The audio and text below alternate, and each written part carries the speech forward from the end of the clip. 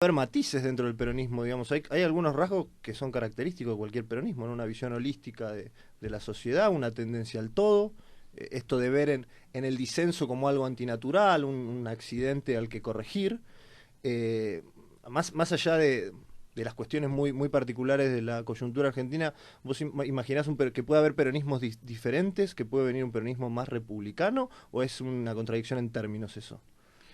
Históricamente ha sido un oxímoron, o Mm. sea, objetivamente no hay espacio para el republicanismo entendido como un espacio intelectual, un espacio cultural basado en el pluralismo, en el respeto de las minorías, la separación de poderes, en la institucionalización de las reglas internas del mismo movimiento.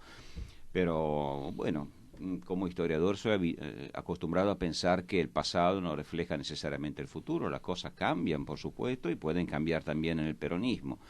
Ahora, esto en abstracto. Si vamos a lo concreto, a lo que está pasando en este momento en la Argentina, yo creo que muy pocos saben lo que va a pasar, que los protagonistas también sospecho que no sepan exactamente el margen de maniobra que van a tener.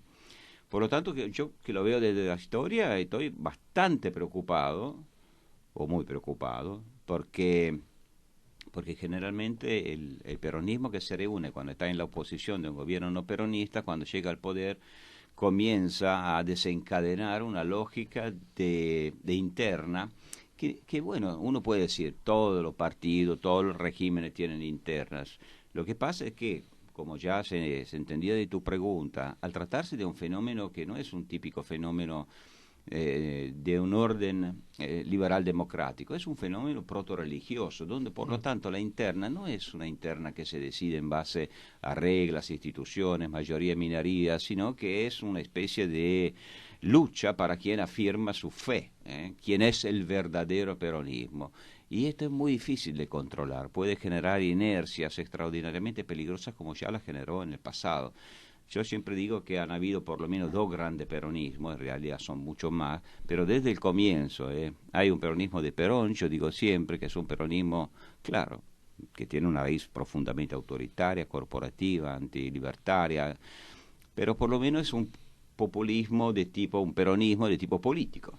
Y por lo tanto, bueno, le da cierto espacio a la política. Entonces, si nosotros pensamos en el futuro a un peronismo republicano, yo pienso que vendrá del peronismo de Perón. Mm. El peronismo de Eva, el levitismo, es el verdadero populismo argentino, es el papá o la mamá de lo que yo llamo los populismos jesuitas, castrismo, sandinismo, chavismo, y su visión es una visión maniquea, religiosa del mundo, la verdad. De ahí dudo que pueda salir algo compatible con un sistema liberal democrático. Protorreligioso y muchas veces has definido al populismo como una religión secular. Bueno, el peronismo es nuestra versión vernácula del populismo. En la religión hay un solo Dios. ¿Puede haber más de un macho alfa en el peronismo?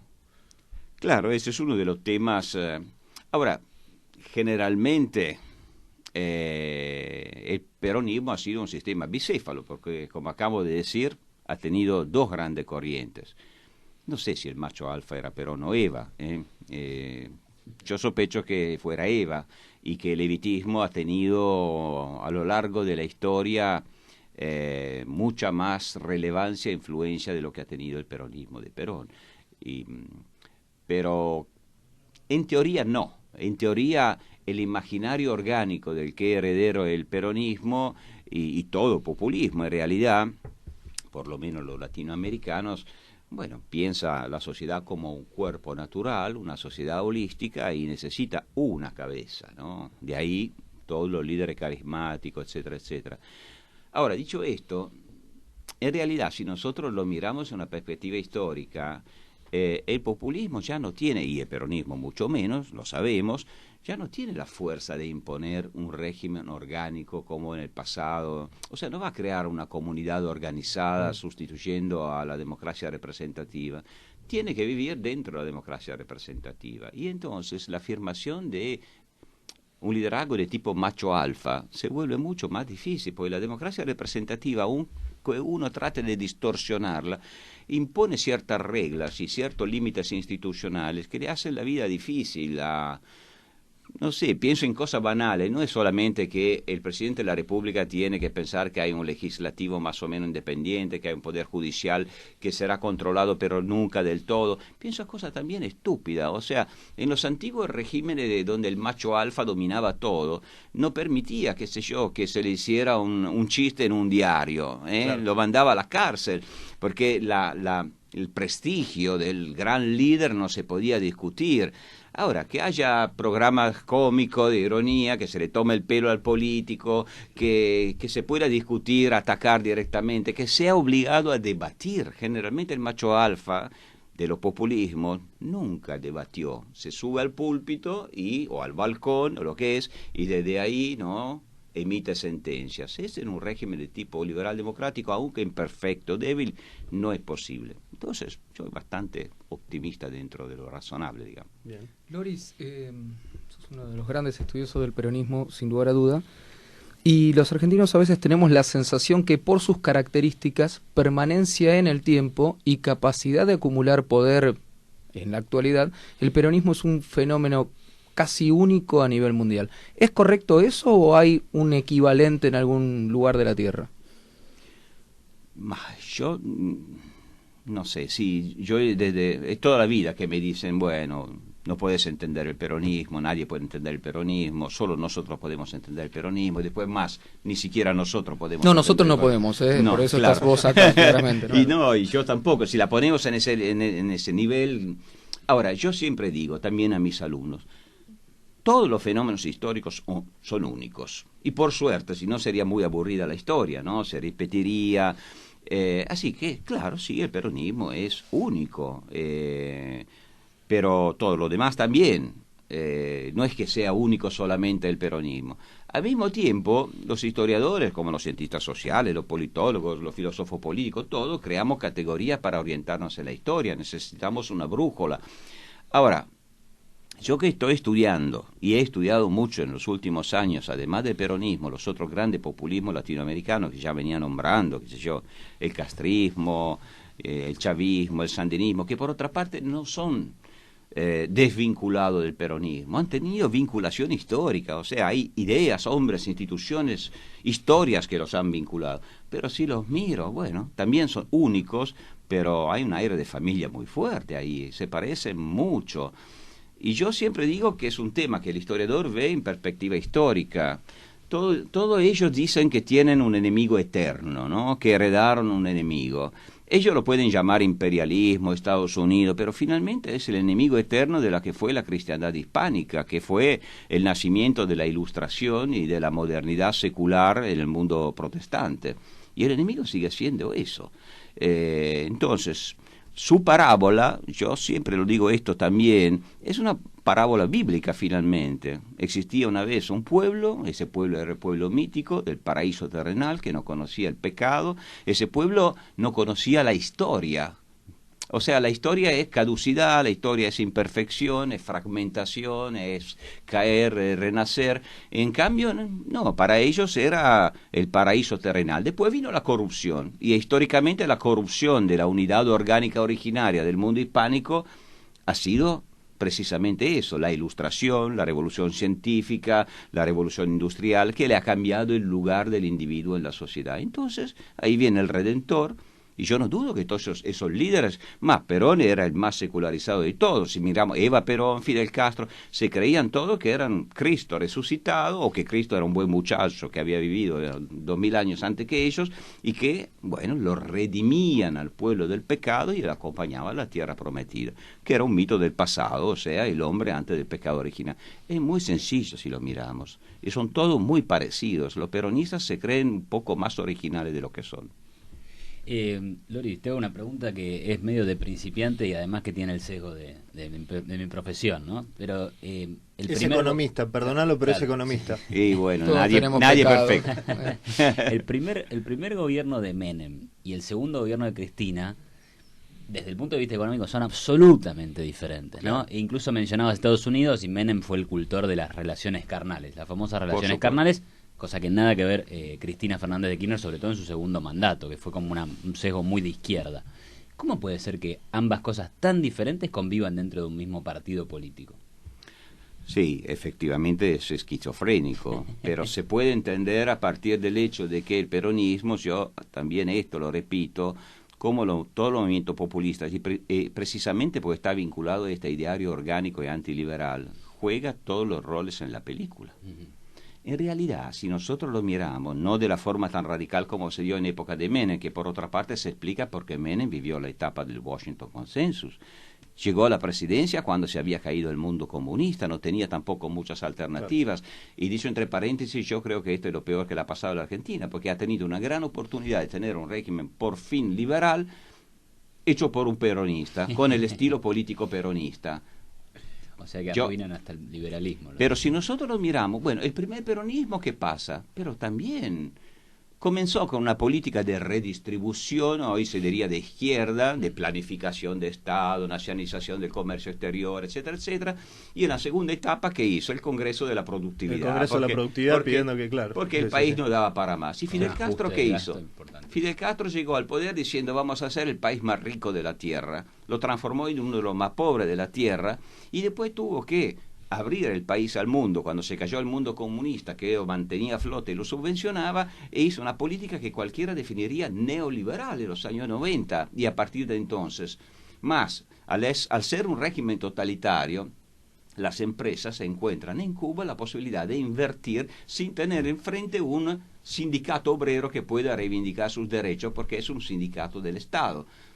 Chávez. Queremos hablar de Chávez, cómo arrancó y cómo terminó, no lo hablemos de mí. O sea, en realidad no es tan raro tampoco lo que todos dicen que la excepción de Menem, es que quieren jugar todos los roles en la película, y eso es insano para una sociedad, donde está bien que haya circulación de las élites, donde uno hace su rol, gana Macri, que haga una política de derecha como corresponde. Yo creo que no lo haya hecho. Que gana el peronismo, que la haga de izquierda, si piensa que ese es el peronismo que gana. El problema es cuando uno quiere ser lo uno y lo otro. El peronismo, claro, no se considera un partido, no se considera una parte del todo, sino que tiene una vocación a representar a todas las demandas posibles. En esto en esta, digamos, matrimonio que vos mencionás entre religión y política, el político sigue necesitando ese poder evocativo que tiene la religión, que es tremendo. Y la religión no renuncia del todo a su vocación por la espada temporal. Y necesariamente te tengo que preguntar por acaso el argentino más famoso mundialmente, que no es Messi, o sí, o el segundo. Debería. Debería ser Messi, que es Bergoglio o el Papa Francisco. Sí. ¿Qué rol cumple en este juego de sillas político y en esta relación entre la política y el populismo, la religión y el populismo?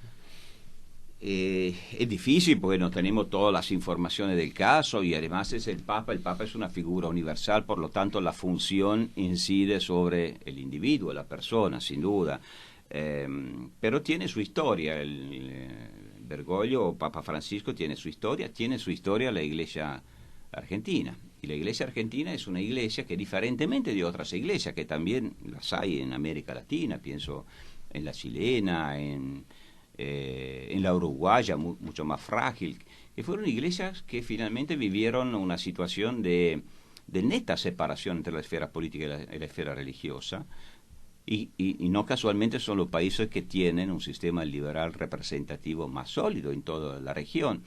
En la Argentina no fue así. El llamado catolicismo liberal o catolicismo democrático, que sería ese catolicismo que, bueno, abandonó la utopía de restaurar el reino de Dios en tierra y que estaba disponible a a traducir los valores de inspiración cristiana dentro del orden de la Ilustración, finalmente. Bueno, fueron derrotados, fueron perseguidos, Entonces lo que ha prevalecido es una iglesia de tipo, yo diría, colonial casi, porque es el mismo modelo de la colonia. Es la idea implícita, lo escuchamos en estos días en el discurso, en la homilía del arzobispo de Salta, en que realmente tenemos una imagen plástica de la autoridad. religiosa que lo está sometiendo a la autoridad política que se supone que tenga la legitimidad de la Constitución, la legitimidad de las instituciones del pueblo soberano, que lo somete a una especie de subordinación moral en nombre de una ley de Dios de la que se siente heredero. Ahora, ¿esto qué hace? Hace que la política actúe en base a lógicas religiosas. Y aquí todos los que llegan a gobernar o que tienen un poco de poder sienten la necesidad de justificarse de forma religiosa.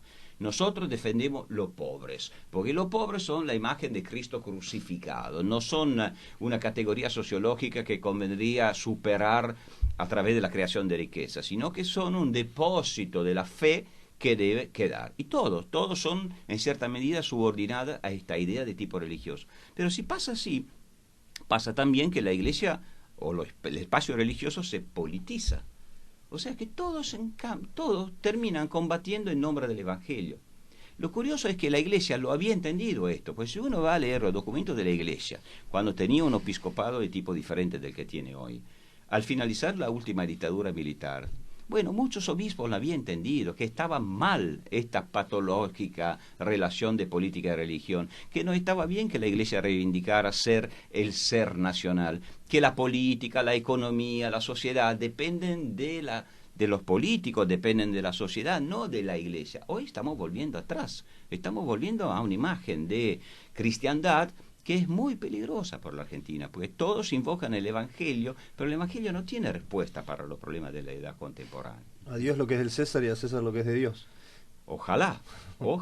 Frase que habría que esculpirla en el mármol. No, claro, digo, acá se cruzan. No, acá están todos claro, juntos, sí, están sí, fusionados en una... bueno, el rey católico, ¿qué era? El rey católico... Claro, había la iglesia y había el rey, pero tenía funciones políticas y funciones espirituales. No había la separación de las dos esferas. Ahora, se entendía en el mundo pre-ilustración. Que esto siga así en el siglo XXI es extraordinariamente preocupante. También porque una sociedad que en nombre de los pobres quiere crear un orden religioso, mantendrá un orden religioso manteniendo los pobres. Y van a tener pobreza durante mucho tiempo en ese sentido.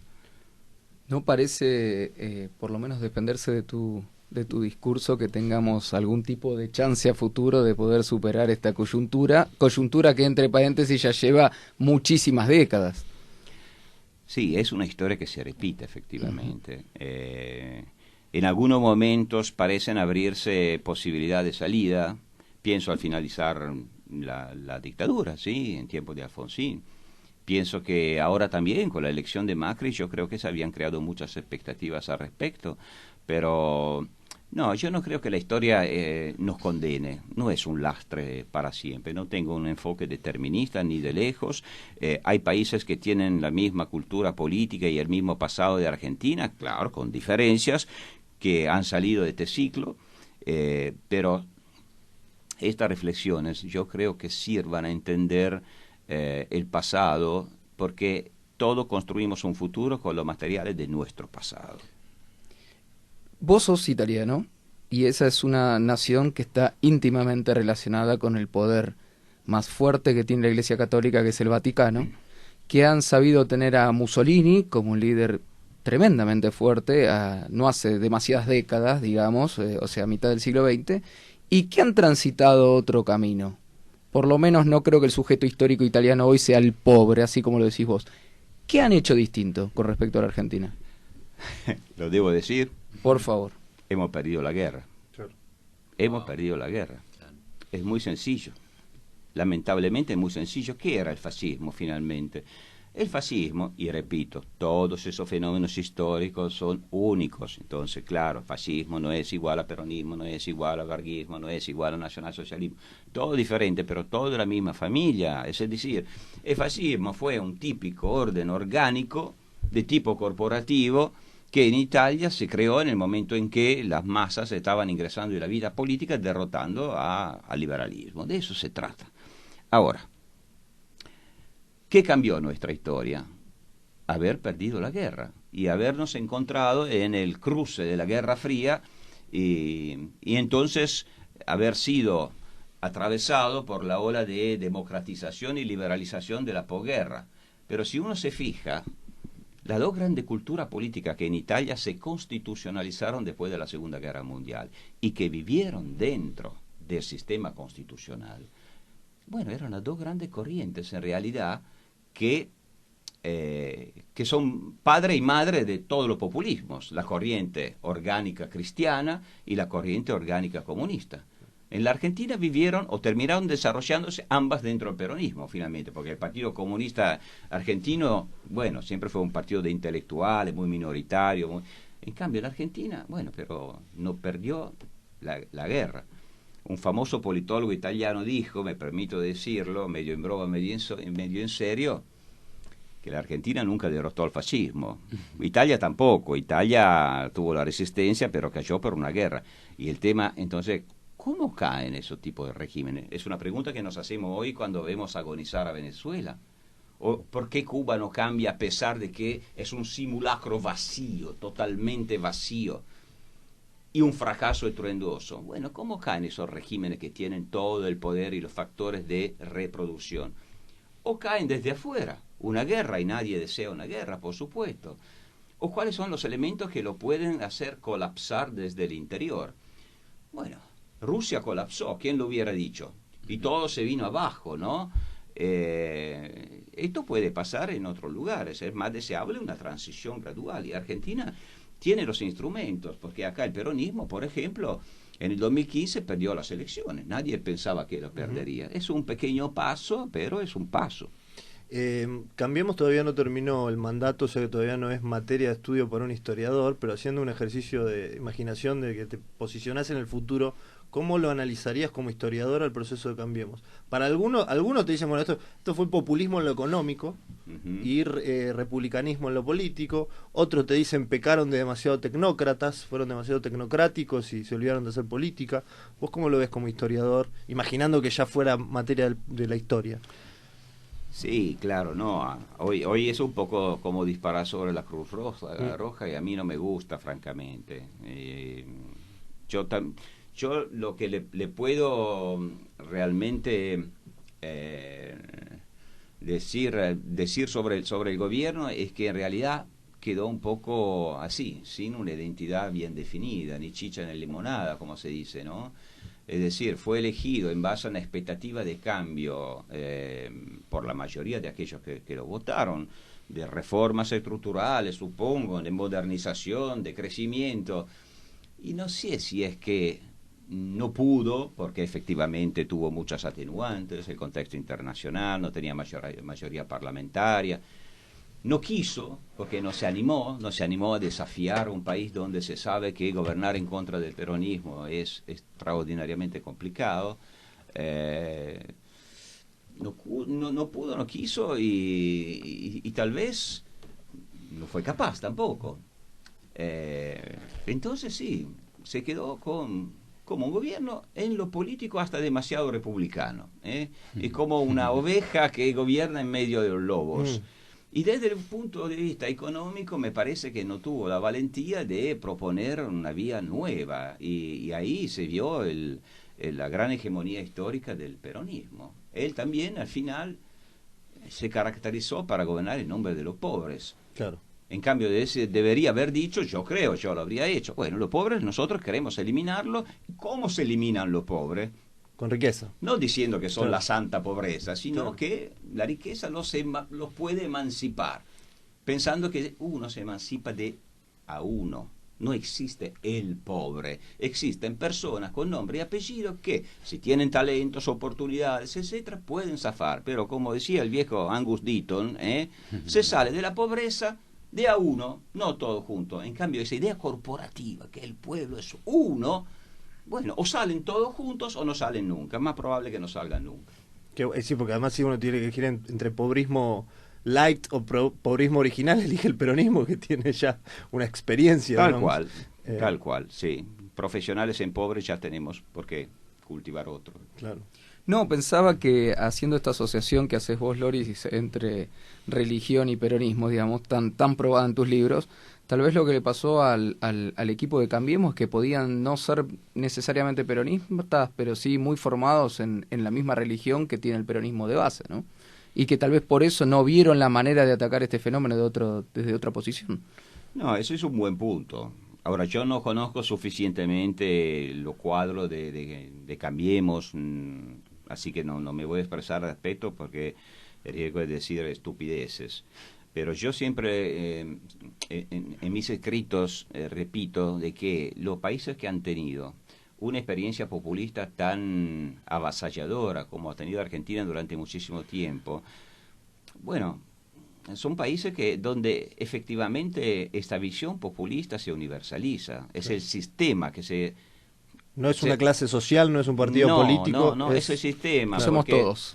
Eso lo hace más difícil salir, porque efectivamente el populismo logra imponer su lógica, y el antipopulismo se transforma, por ser antipopulista, en un populismo. Tiene una visión maniquea reflejada también, y sus valores son valores muy dependientes del populismo, que siempre ha sido el más popular, ¿no? Uh-huh. Y es complicado. Yo creo que era una buena oportunidad la de Cambiemos, que no la aprovechó plenamente, pero repito, también tiene atenuantes. Claro. La situación es efectivamente complicada. Marcos Novaro, en el último programa acá, dijo: si no se hubieran mandado todas las macanas que se mandaron, igual era muy difícil.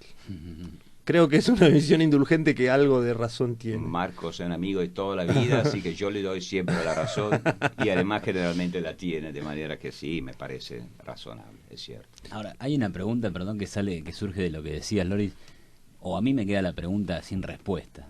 ¿Quería la sociedad argentina un cambio en el sentido en el que vos apuntás? Es decir, ¿querían un gobierno de derecha o querían un kirchnerismo sin corrupción? Porque ahí hay un problema, ¿no? Porque en definitiva parece que el mensaje que interpretó el PRO fue que tenían que ser kirchneristas pero transparentes, digamos, ¿no? Poniéndolo de forma grotesca, no creo que haya sido kirchnerista. Populismo económico y sin corrupción. Claro, transparencia, cierto republicanismo y... La pregunta es muy sensata y totalmente razonable. Claro que no tiene respuesta porque la sociedad en sí misma, la sociedad civil, es como el pueblo, ¿no? Como el electorado, no existe, ¿no?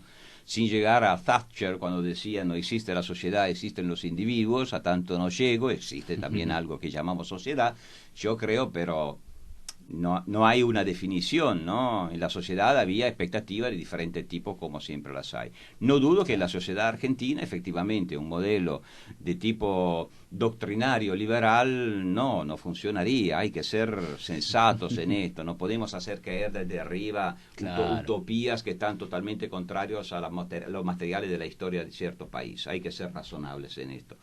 Al mismo tiempo te digo, no. Entonces, a tu respuesta contesto, no. Probablemente una buena parte de la sociedad civil no habría aceptado reformas, digamos, de tipo liberal. Bueno, pero yo creo que los gobiernos no solamente deben reflejar lo que se imagina que sea la sociedad civil. O sea, el problema de Argentina no es el famoso pueblo, es la clase dirigente, que no tiene una clase dirigente, es un problema de oferta, o tiene poca clase dirigente que tenga un proyecto, que esté disponible a jugarse para ese proyecto, aunque sea impopular, pero bueno, la popularidad uno se la juega. Me parece que este gobierno fue muy tibio en ese sentido, más que tibio. Pero, repito, sin tirarle la cruz encima, porque tampoco era tan sencillo. Una anécdota, son un minuto. Dale, que Lori se tiene que ir a dar clase. No, una entrevista al candidato a presidente Lacalle Pou, que no lo conozco, no sé qué background tiene. El hijo de Luis Alberto. Sí, y él decía, no, tenemos un déficit fiscal de 5% del PBI y nuestro plan es bajarlo por el lado del gasto público. Yo, en los últimos 30 años de la historia de Argentina, no se ha escuchado un candidato que dijera eso. Uno, o sea... o algunos minoritarios, pero digamos, sí. Impresionante. Loris, te agradecemos muchísimo este tiempo, ha sido muy interesante para nosotros. No, gracias a ustedes. ustedes. Te liberamos porque tus alumnos te están esperando.